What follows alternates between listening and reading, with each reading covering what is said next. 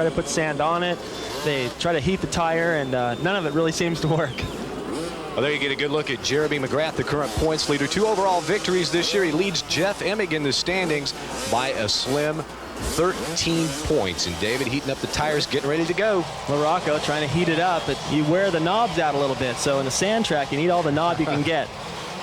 Signboard goes down. 40 of the best riders in the world getting set for the start of round 5 here at Southwick. The gate drops. One rider having problems at the start, but here they go up the hill. See who gets the hole shot. Looks like Jeff Emig's come out on top, and look, John Dowd around to the outside. Jeremy trying to go on the inside of Emig.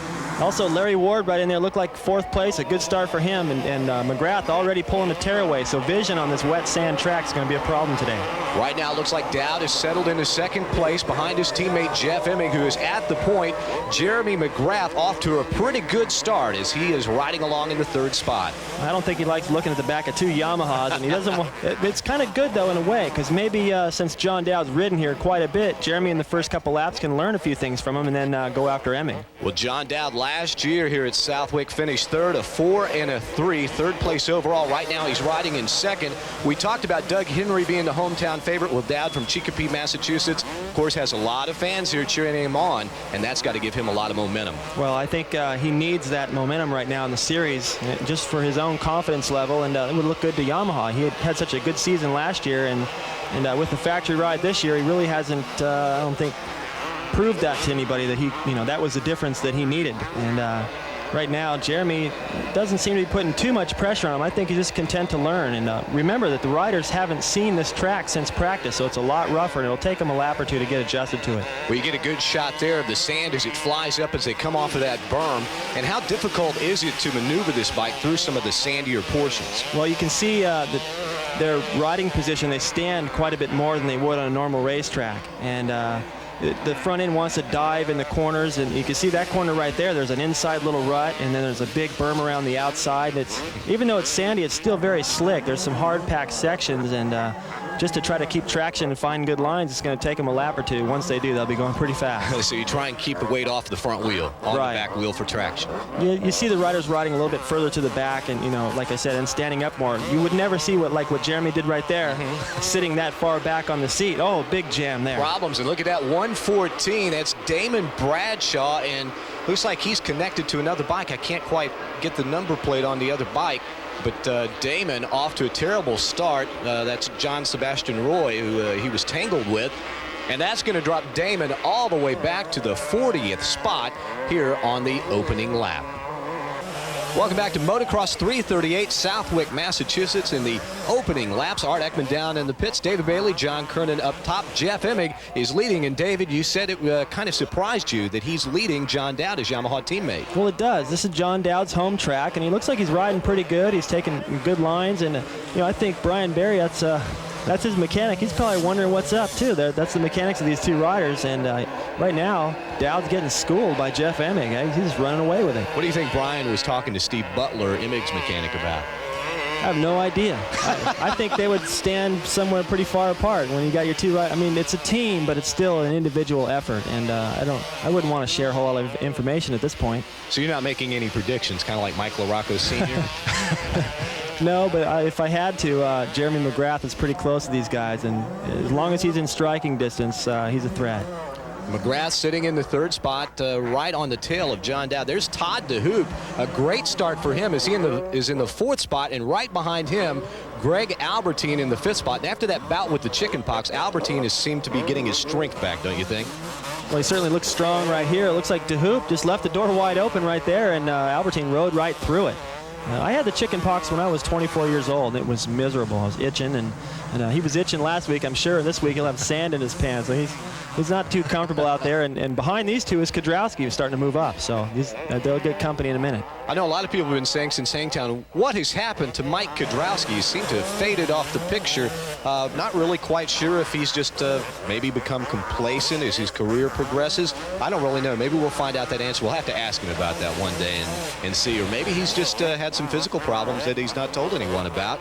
but it seems like he has not been up to snuff, but he certainly is making a charge toward the front right now. Kedrowski currently riding along in the 6th spot. He's trying to chase down the hoop and then set his sights on this man, Greg Albertine, number 111, who has moved. Oh, and look at Kedrowski coming around a little too hard. The wheel washed out, and he dumps the bike. It seems to happen to him every week, something like this. Well, this is a replay, and that's the sand for you right there. He's just not up in the berm. He's a little bit inside of it where it's a lot more slick, and he just lost the front end right there. And you can see there's little rocks all in that sand. And those are buried in there. They can catch you off guard. Definitely caught him off guard. And there's Mike LaRocco, who is trying to charge his way through the pack. He got off to a terrible start. And he is trying to chase down, I guess that's Kedrowski. Kedrowski fell. You can see how bad a start LaRocco was off to. Kedrowski fell, and he's just now catching up with his Kawasaki teammate. Well, that's a typical LaRocco start, really. And anything inside the top 10 is a good start for him. And he's pretty good at working his way through the pack. Just makes his job a lot tougher. And he's good at momentum, and that's what you need in the sand. If you noticed when you watch Mike, he doesn't slow down a whole lot, and he'll take whatever line he needs to keep his speed up. Well, Kedrowski lost only 1 spot with that fall. He was riding 6th. He is now 7th behind Brian Austin, a local rider, number 71 out of Dewsbury, Massachusetts. But look at the 2 Kawasaki teammates team up on Brian Austin as they try to battle for that 6th spot. 3 wide as they come around the turn. Kedrowski on the inside. There's LaRocco. Now LaRocco cuts it back to the inside, and they push Austin out. And Austin goes outside and loses 2 spots. I guess that's a matter of experience, isn't it? Well, it's a matter of these 2 guys being a freight train. They're both aggressive right now, racing against each other and riding a very fast pace, but they're only, barely inside the top 10 right now. And last year, these guys swapped Moto wins. So they have the speed and the experience to go fast here at Southwick, but the leaders are gone. Well, Kedrowski, I said he might be riding complacently. Well, it doesn't look like that now. He's trying to chase down his teammate as they try to make a charge toward the front, where Jeff Emig has settled into the top spot. There's John Dowd, who has settled into 2nd. And let's see, Jeremy McGrath. They've actually put a little distance on Jeremy McGrath from the last time that we took a look at this battle. Well, he's still pretty close. I mean, this just could be a section of the track where maybe he loses a little bit of time, and he'll make that back up. He's still in striking distance. That's all that matters. Well, Jeff Emig is trying to win his first outdoor 250 national. Remember, at Hangtown, he won the first moto, and Kedrowski wound up getting the overall with the tiebreaker. Well, how's Emig doing right now? Let's check into his pits. Well, Steve, Jeff is attacking this track like it was his last day on Earth. He's really all out. Yeah, it looks like he's just trying to get away from him, but Dowdy, being a local here, seems to have some pretty good lines, and he's hanging right there. Still a long ways to go, but I guess there's no better place to be right now. Well, it's a little weird seeing you and Dowd's mechanic conversing here, very cool with one another, while out on the track they're battling for first place. Yeah, actually we're talking about how they got their good starts. It seemed to work good, whatever that was they done. So good luck, Steve. Thank you. I guess what Steve's saying right there is not mechanical. It was actually the riders who got off to that great start. It didn't have anything to do with how he set it up. Well, it seems like they both have a pretty good setup, and if they can get off to good starts like this, that just looks good for the team. And I don't really think that the mechanics care that much if their rider gets 1st or 2nd. If these guys could swap Moto wins or just finish 1-2, however, I think they'd be, pretty happy with that. Right now, Jeremy McGrath's got to be happy as he's riding along in 3rd. Still has Jeff Emig inside. Of course, Emig trailing McGrath by 13 points in the race for the national championship. Emig right now is leading on your Suzuki field summary. As you get a look at the rest of the top 10, we'll be back with more after this. Back at Southwick, Massachusetts, Jeff Emig leading John Dowd, and you could just barely get a glimpse of Jeremy McGrath. These 2 Yamaha teammates are starting to pull away from Jeremy, David. Well, I think that now is the time for Dowd. He senses he's got to go and make a move, and Emig, I think, is aware of that. He's picked up the pace, and as a result, they've kind of dropped McGrath for the moment. David, it looks like McGrath is kind of taking it easy, and we mentioned it's very hot and humid here. It's got to be tough on the riders. The sandy surface, is Jeremy saving himself? I think so. He's riding, conservatively. He's jumping over certain holes. He's trying to pick the smoothest line he can. And if he can do all that and in his mind conserve energy and still stay within sight of these guys, I think that's a pretty good strategy for him. He didn't do all that well here last year, and I think I don't think he's threatened by these guys. I think he thinks he can catch him at the later stages of the moto and probably beat him in the 2nd moto, especially if he has more energy. Hey, speak of energy, this trail, look, Jeremy, a little bit of a problem right there But this track, even without the heat and humidity with the sand, is very demanding, isn't it? Oh, he works you to death. You know, everywhere on the track, you're fighting the bike. Right there, he's getting, you know, he's sliding through the corner because he didn't hit the line he wanted to hit.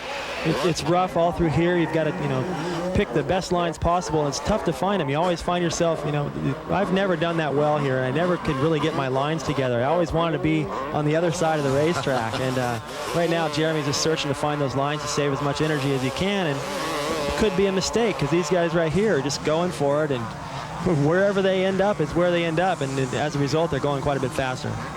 Right now, it looks like John Dowd is trying to go even faster as he tries to chase down his teammate. Let's check into his pits with Art. Well, Brian, a good start always helps on this track, and he's never had better than a third. I wonder if he can hold on to second. Well, I think his game plan was not to whole shot this race, even though he kind of did there for a second. I think he's right where he wants to be right now. Got Jeremy up his back and Emig out in front, but Emig's not posing any hold-up threat. Not right now. No, he's just following. I think he's building a little confidence, and hopefully his New England sand experience will help him in the end. Well, there's a look at that experience right there as John Dowd keeps his momentum and runs that high line right there. Another little trick up his sleeve that Emig doesn't know about, and I'm sure he's got a few more around this racetrack that he knows extremely well. You don't think he's sharing his secrets of this track with his teammate? I doubt it. You all, I can't imagine you guys holding back information from your teammates. That's all we ever do. We don't want anybody to know anything. Well, right now, John Dowd, who knows this track very, very well, is trying to chase down Jeff Emig. But, man, I tell you, I am very impressed with the way Emig is riding. Last year, not that good a ride for Emig here. He finished 11th overall. Of course, that was on a 125. Any difference to why he could ride a 250 better here? Well, it could be the start. I don't remember how Emig gated here last year, but if you don't get a good start on a 125, you can ride great and end up 11th. And a whole shot here has definitely helped him. And now I noticed that McGrath has started to close on these guys just a little bit. So nearing the end of this moto, McGrath has he's got an agenda to catch these guys. Well, Jeremy McGrath said at the beginning of this year he wanted to be in a lot better shape for the outdoor series and hired a trainer, and that has apparently helped him out. Is that he has looked very strong. Even when he's not felt that well, he's looked very strong in the second half of these motos. But speaking of looking strong, there is Jeff Emig, and he is the picture of strength right now as he's put a little distance on Dowd in that little bit of a high-speed turn there. Well, he's also the picture of clean. He hasn't had to follow anybody other than a few lappers, and if you look at Dowd, he's just covered with sand. You know that's, you know, in his pants and boots. His boots are probably about a size 7 now, and you know, it's tougher when you have to follow somebody the whole race. I've done it before, followed people, and it ended up in my goggles at one point, and then I couldn't see. So you definitely want to make your move if you can, and not eat much, you know, too much sand. Yeah, but aren't you guys concentrating so much that you don't really notice it? No, you notice it. You know, to a certain extent you don't, but towards the end of the moto, when you start getting tired, you get a little crankier, and everything starts to bother you. And the sand it's a real nuisance. Right now, we're winding into the second half. There you see some of the hometown crowd cheering on John Dowd. Remember, I told you it looked like Emig had pulled away on that high-speed portion. Well, as they come down through these turns, he has now closed the gap and within striking distance, and they're coming up on a lapped rider. We'll have to see how he plays into, oh, look at that. He slows Emig way down, and Dowd catches up, but he's unable to take advantage of that. Although he's right now in a spot where he wants to be, he can catch Emig. If Emig makes a mistake, he can make the pass. There you get a good look at the top 5 in our Suzuki Field Summary. Emig continues to lead John Dowd, and Jeremy McGrath, Greg Albertine is riding along in 4th. Back with more from Southwick in a moment.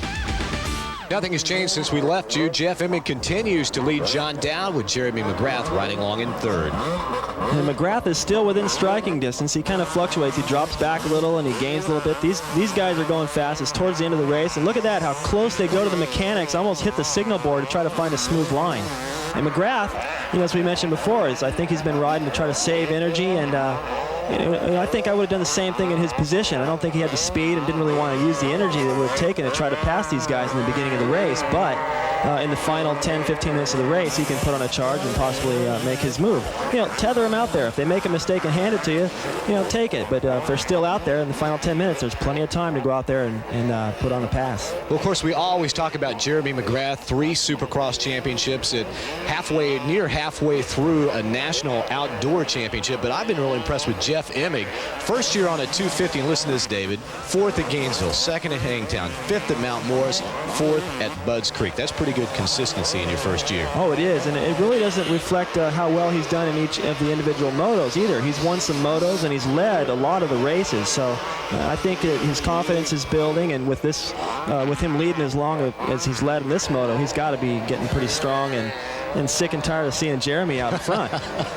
Well, there you get a good look at Jeremy, who's not out front right now. He's riding along in the 3rd spot. Of course, he's the first repeat winner overall this year with Gainesville and Budds Creek in the overall positions, but he's riding along in 3rd, and let's check into his pits, see what's going on with Art Ekman. Tough track to pass on if the leaders keep their speed up, and the pace has been furious. Yeah, the pace is good, and actually he's in a great spot. He's behind John Dowd. He can watch what he's going. Hopefully, when we get around the 10-minute mark, he's going to put a sprint in and see if he can't just catch these guys off guard and pick the pace up maybe a second and a half a lap. But the lappers are going to play a big part in that story working out. Right now, he's got a nice, smooth motion. Yeah, the first 3 guys are riding their own races. They haven't started racing each other yet. I think they're feeling each other out and feeling the track out, but I think things are going to change here in the next 5 minutes.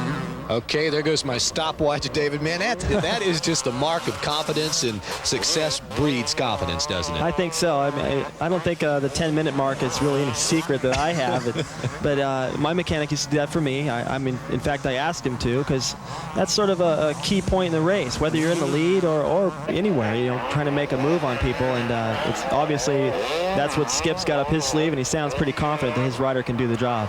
But you look at Jeremy there on that shot going in, and he has kind of lost a little bit of contact there. We'll get a good look at the separation. Finally, Jeremy comes over about 4 to 3 seconds behind John Dowd. Well, you could see as he came up the hill there, he tried to jump a hole. I mean, Jeremy's putting his Supercross techniques to work here on this rough track, because the bumps are so big, you can almost treat them as whoop-de-doos and time them and jump, over some of the bumps and use bumps, some of the braking bumps you see going into the corners right here. Big mistake there. He just let the back end get away from him. But you see how much they stand, and Jeremy doesn't seem to have the rhythm that he had earlier in the race. Now, maybe he is tired, or maybe everybody's tired, but I don't see the effects on Jeff Emig and Dowd right now like I do on Jeremy. He looks tired.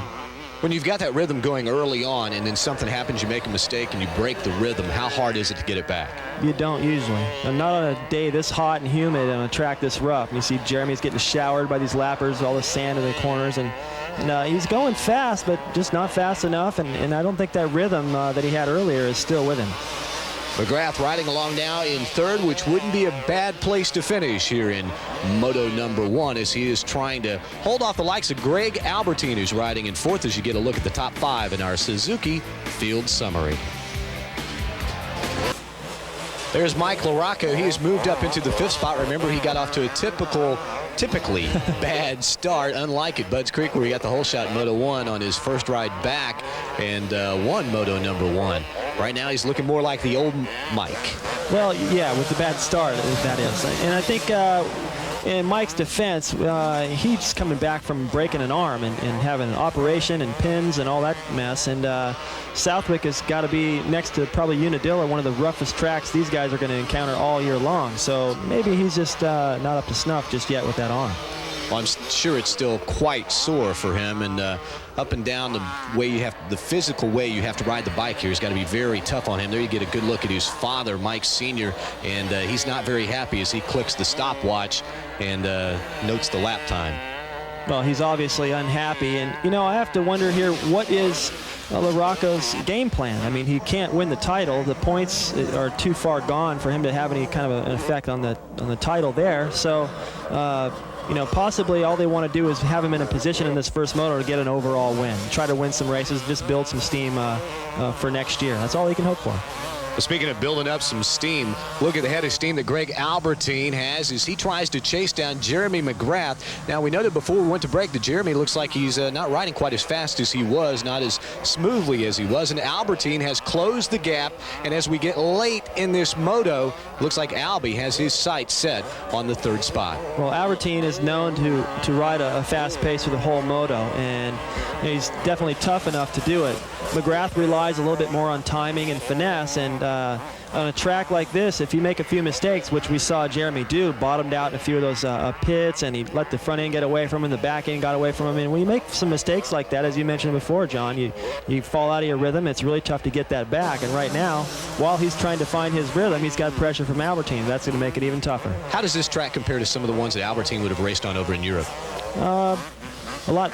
Oh, it's tough to say. I haven't raced that much in Europe. I know they've got some sand tracks. Sweden and Finland are very similar to this. It's humid over there, and sand is, it's just as rough as this. But typically in Europe, you ride on lousy tracks. There's rocks. They're narrow. The start is, mile long, and it funnels into a 20-foot wide first turn. I mean, you cross streets sometimes, and maybe I'm getting to the extreme, but there have been, several cases of racetracks where you got creeks running through them, a tree in the middle, and Albertine's just tough. He's not what I call one of the spoiled Americans, and I speak for myself as well when I say that.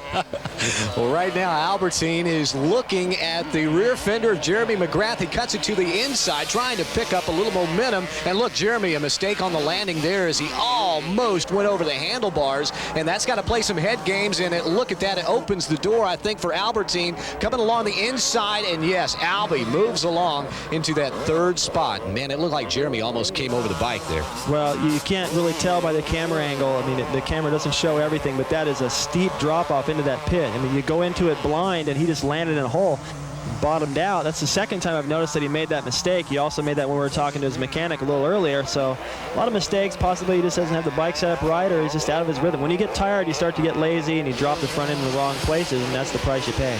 Well, they're not lazy up front. Look at this battle for the lead as John Dowd being cheered on by the hometown crowd goes to the inside of Emig. Emig is along the outside, and Emig just barely holding off John Dowd. The last few minutes here are going to be very, very intense. Dowd searching out the lines that he knows best around this track as he tries to get the victory in Moto number 1. Well, he's all over him, and that's what you've got to do. That's all he can hope to do. He's been back there, and now he's got Emig looking over his shoulder.